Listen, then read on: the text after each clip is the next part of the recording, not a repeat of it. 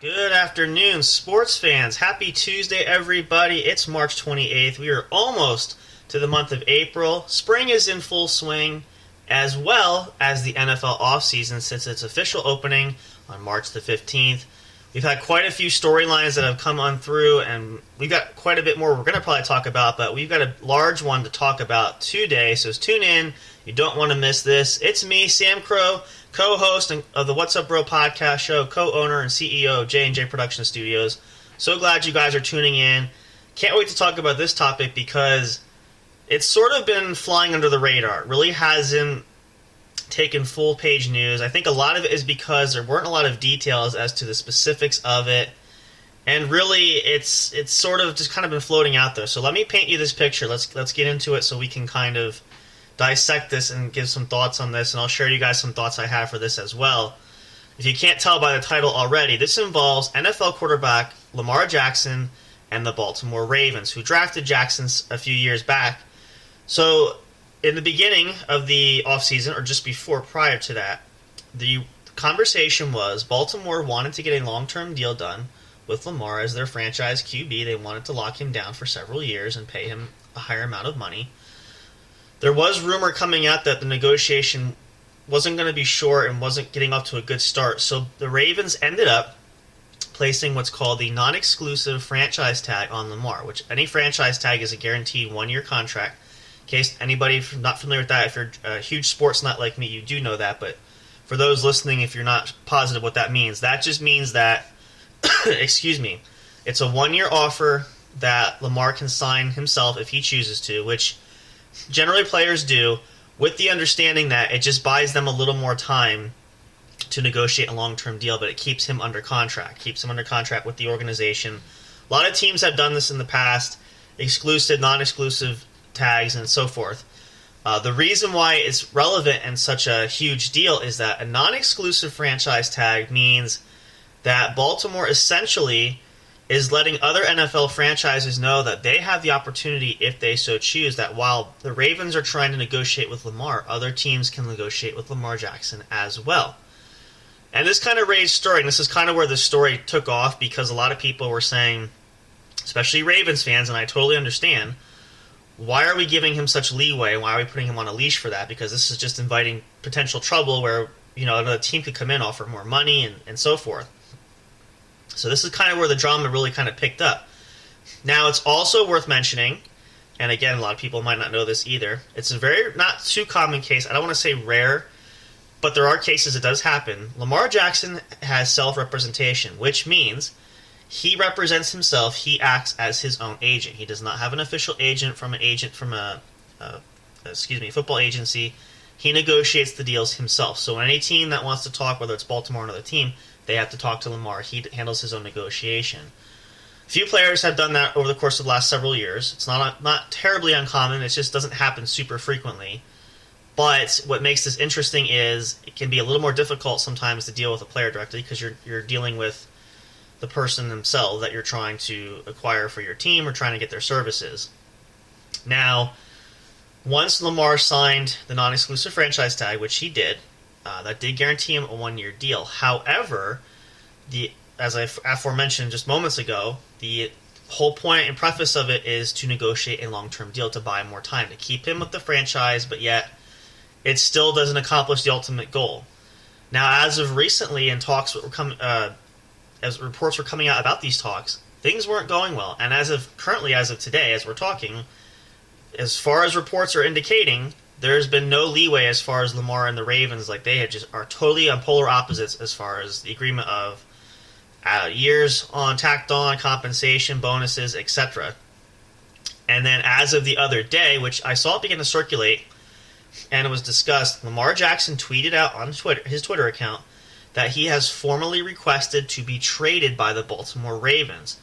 This is kind of a huge big deal because, and again, I'll explain if you're not a sports nut and you don't kind of follow some of these stories, usually when negotiations get to this point where players begin to request trades, this is typically where things begin to get bad really quick. They begin to dissolve, sour, deteriorate. However you want to name it, that's what happens. So, kind of a shocking development in a way because it would seem to signify, it doesn't guarantee that Lamar will not be a Raven, but it begins to get nitpicky and becomes to get vindictive and personal. And then, I feel, my opinion is too, as a lot of people have shared this, a lot of through ESPN, a lot of reporters have said it could just be a bargaining chip and leverage for Lamar, trying to force the Ravens to meet his demands, or at least meet him more so. He has stated that, and I believe it was in that tweet. I didn't officially see it. I should look to see if I can find that. But according to what it was reported, that in that tweet that he requested a trade, he said in a manner of speaking that the offer that Baltimore has been, I think that's their max offer they've given so far, has been disrespectful for Lamar. It's not what he wants. So this is kind of a cat and mouse game. This is getting to be really where, I don't think it's Lamar necessarily trying to force his way out, but he feels undervalued, underappreciated. That's usually a classic case with players of any sport, typically, especially superstar caliber potential players. So it's not to be unheard of, but when it reaches this platitude and something of this extensive magnitude, and especially when a player says, you know what, it's not working out for me, maybe it's best we go our separate ways, we trade me, let me go, accept whatever, that's usually significant to signify that things are going to not come back together, we're not going to work this out. There are some cases, though, where things can work out. So if you're a Baltimore Ravens fan, don't panic and don't be distressed yet. It doesn't necessarily mean that Lamar won't be back. He's under contract this year. I mean, there's a chance that if they don't trade him, that he could hold out potentially. I don't know if he'd go that far. It's just seemingly to show that the relationship has really deteriorated between the Ravens and Lamar. It can probably be repaired if both sides want to, but they don't sound anywhere close on the same page.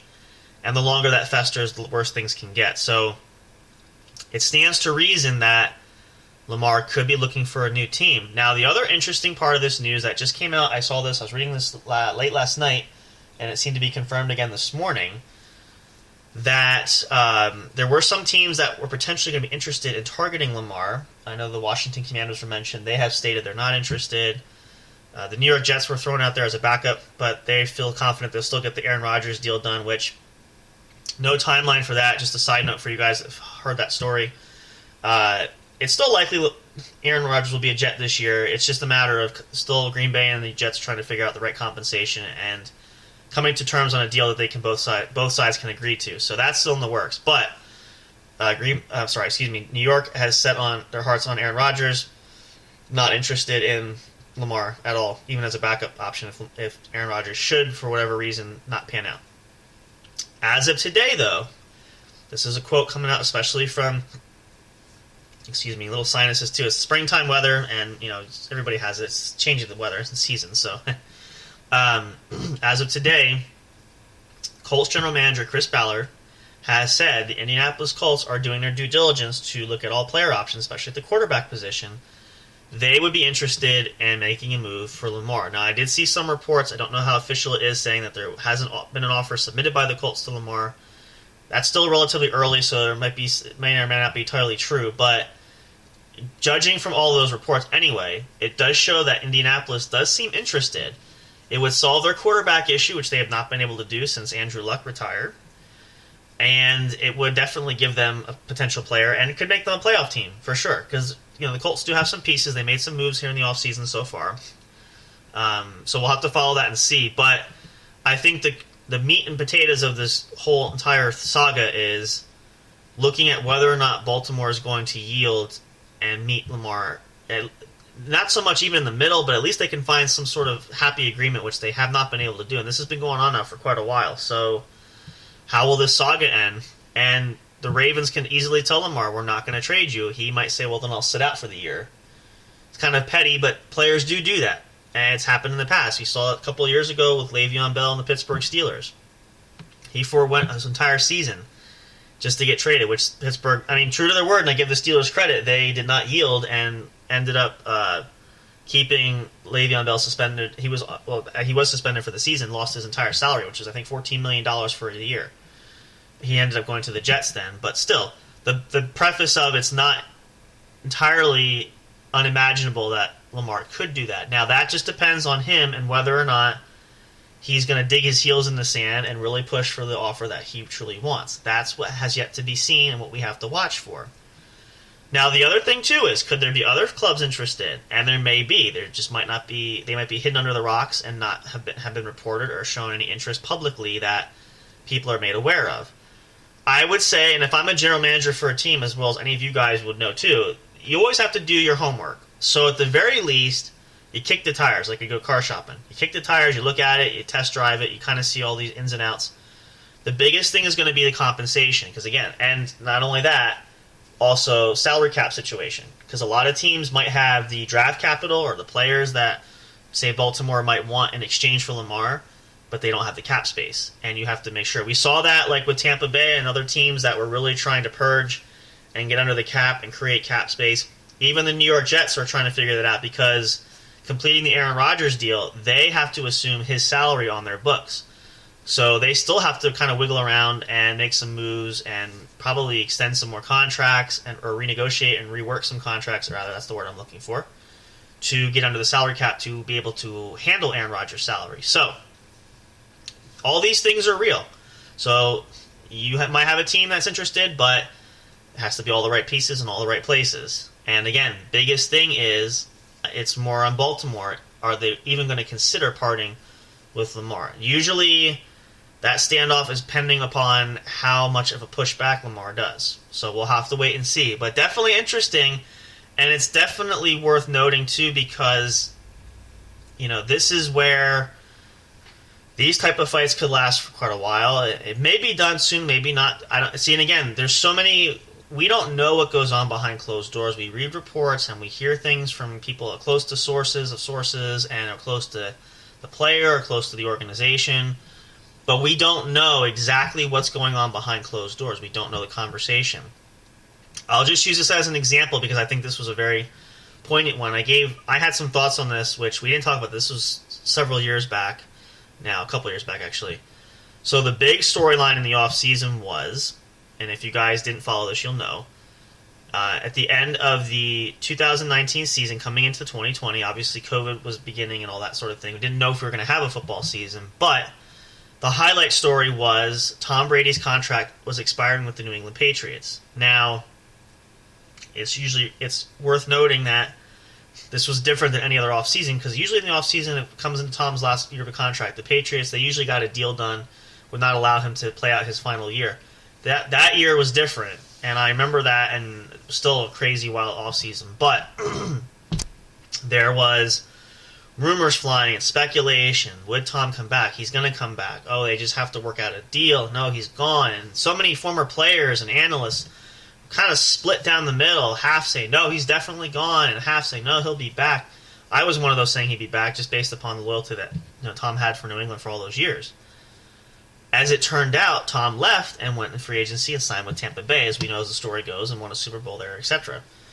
The reason I point that out is about a week, I believe it was exactly a week before Tom's announcement that he would be leaving the team, when free agency began, it was reported that Tom and Bill Belichick, the coach of the New England Patriots, for those that don't know, had a phone conversation, and were just discussing some things coming up. Now, what was reported, nobody really knows what was going on between that conversation, but it was reported that in amongst I think they had an hour-long phone call or something along that. It was a relatively longer call. It was mentioned that, not officially, but loosely talked about Tom's contract situation. Now, I believe, I've had my own personal thought on this, which I'll share while I'm making this point of reference. I believe at that point is when really Tom had his decision kind of in the works of, would I be back or not? Because I feel like the conversation that he had with Coach Belichick, and everybody knows, if you're familiar with the Patriots, if you're a Patriots fan, you know, but you just know that Belichick has always been not sentimental about keeping players, get rid of a player a year too early before a year too late. So I believe Tom had stated, his intention to play a few more seasons well into his 40s, he wanted a multi-year deal, at least a 2-year contract, which is what essentially the Patriots gave him, quote unquote, but they were phantom years, which means they just tacked it on for salary purposes and giving him a bonus, but it was only really for 1-year commitment, which Tom didn't want. So I believe during that conversation, Tom kind of made his feelings known because Bill said something like, Tom, we need to, your contract's up, and technically you're not going to be on the team if we don't work something out. And I think Tom made his feelings known, and Bill said, the best we can do is the 1 year. And Tom said, well, I'll think about it and let you know, blah, blah, blah, blah. So, and at that point, I think Tom just felt like that's not for me. And again, we know the history of it. He respectfully went to ownership and said, I'm ready to move on, and I feel like it's time. And went to Tampa, won a Super Bowl, had that storybook ending, and it was what it was. So the point of this is when, again, all that negotiation and all about players that they get to these points, and again, the rumors with Tom is like he cleaned out his press box. Oh my gosh, is he leave? Don't read into that. Even the retirement rumors the first time when it broke out and Tom wasn't ready. The media, gets a handle on things, and it doesn't always mean the facts are true, and that's why I was putting this out too, is the conversation. A lot of things could have been said, may have been said. Nobody really knew except some people close to the situation, and even Tom came out later and said, I think at one point when these rumors began to fly, the conversation I had with Coach Belichick is between us. Nobody's going to know. I'm not sharing details. And again, what I just shared with you guys is purely my interpretation of what I feel probably happened. I'm paraphrasing because I don't know exact words, but a lot of things can be misconstrued and taken out of the picture, which is why I say again, as I stated at the beginning, we don't know for sure if and when and how this will all play out. It's just based upon what's at face value and what we see right now, which is a lot of tension and strife, at least seemingly, between Lamar and the Ravens to this point. And a lot of times, as I said too, it seems like relationships can't be repaired, but there's always that possibility that they might work things out. I can't think of. I know there's a couple players I had in mind, but I have to go way back, and I don't recall it offhand. But I know it's happened before. It's a rare thing though, especially when it gets to this point, but it's not impossible. So, doesn't mean that Lamar won't be on the Baltimore Ravens starting roster this coming start of the season.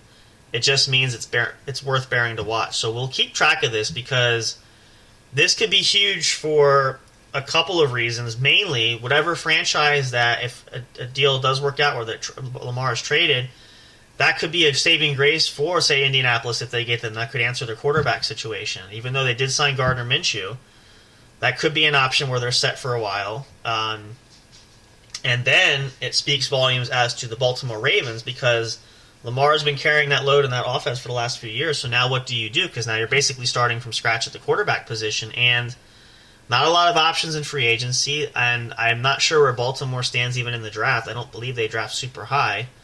So could make it an interesting year for the Ravens. More than likely, if the scenario is hypothetically, if Lamar is traded, they will probably look into free agency or somewhere else to have a veteran stopgap, somebody to hold out for the year, and then reassess and look into 2024 and see what they could do to rebuild the roster or rebuild that quarterback position going into the future. So definitely interesting story. Just wanted to put that out there for you guys. Wanting to get more episodes out. We're still trying to work out some scheduling so we can get more episodes out for you guys during the week. Hope you guys enjoy the episodes of the What's Up Bro Show over the weekend. We just had our episode this past weekend. If you didn't catch any of those, go back. They're up and available. Check out our studio link tree. It gives you all the streaming services that offer our podcast there. You can check it out anytime. And also subscribe to our YouTube channel. Be sure to click the notifications bell so you know, like this, when a new episode goes up, it'll post on the channel. That's going to do it, you guys, for today for NFL Talk here. I guess we're going to kind of call it the NFL Table Talk, but I just wanted to put that out there for you all, give you something exciting to listen to during your week. It's only Tuesday, but the week will come by fast. Stay tuned for more, and yes, the What's Up Bro Show will be back this coming weekend. We'll have some new episodes for you guys. Hope you'll tune in and join us live. And we'll have some more episodes from other podcasts like the What's Up Bro Sports Show today and other shows like the Game Corner and Chillin' with Sam Crow and Colorado Music and Live Streaming with Big Hoss. Hope you guys have a great rest of your day today. Don't work too hard. Be happy, be healthy, be safe. See you guys again soon. Also, yes, I wanted to mention too, stay tuned. We're going to have a new episode of the Law and Justice Show. That's going to be coming out soon too. So if you've been listening to that and you're waiting for the next episode, it'll be to be soon. I'll probably TBD. I'll put an announcement out on social media so you guys know when that is. But hopefully you guys enjoy your rest of your day, rest of your week. Make sure you hang out with us on the weekend. We can't wait. Everybody loves it. It's going to be awesome to kick back and relax. Take care. Be happy. Be healthy. Be safe. We love you guys so much. And of course, as always, and forevermore, we always want to say to you, we will see you guys next time at the show. Take care. See you soon.